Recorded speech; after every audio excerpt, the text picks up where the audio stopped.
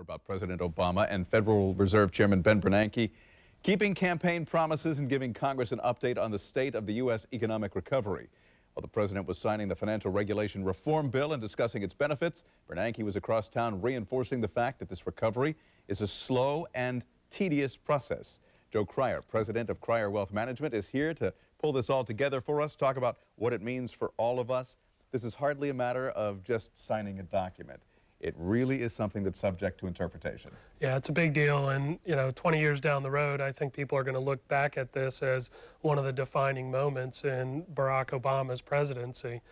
They've been wrestling with this thing for well over a year now, and now that it's signed, a couple weeks ago you showed a stack of paper, 2,400 pages thick.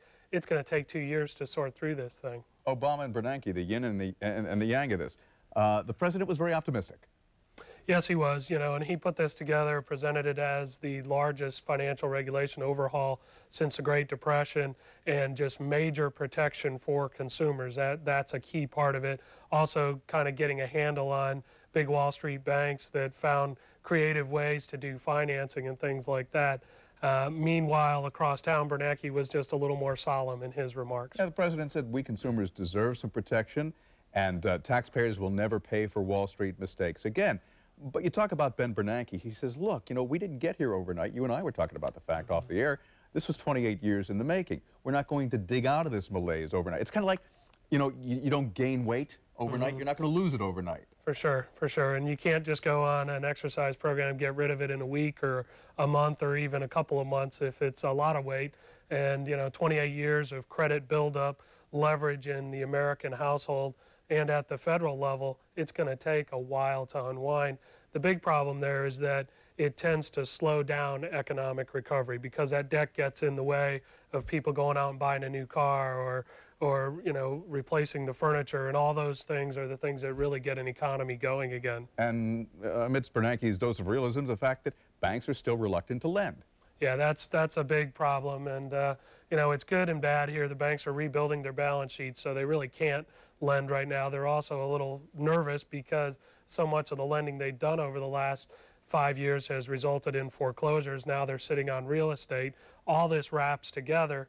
The good news is time is starting to work its way through, and that's what it really takes. But there's still a lot of uncertainty, and there's still the possibility of a double-dip recession looming, which would just be horrific when it comes to this economic recovery. Yeah, uncertainty is definitely the enemy of the economy and certainly of the financial markets. And 3 months ago, it looked like things were really on a glide path to recovery.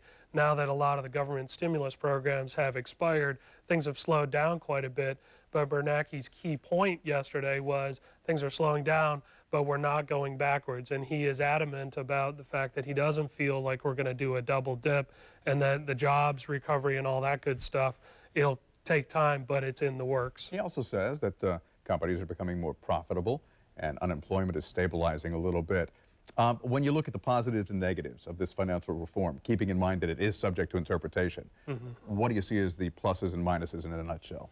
Yeah, well, we know that the stimulus package was the biggest in history by a wide margin. The amount of money they pumped into the economy to not revive it, just to keep it from collapsing, was massive. So right now, Wall Street is also thinking about the fact that they have to withdraw some of that stimulus, forget about not adding more, and it's a pretty big problem. So Bernanke's saying no more stimulus for now. We're going to keep interest rates low so that when lending starts, it's okay for consumers. And then a year or two from now, we have to start thinking about pulling all this money out. It's an awful lot for consumers and Wall Street to swallow. And isn't there an interesting dichotomy here amongst consumers? They don't want bigger government, yet they want the stimulus money. So yeah, yesterday Wall Street reacted very negatively to Bernanke's comments that there was no more stimulus.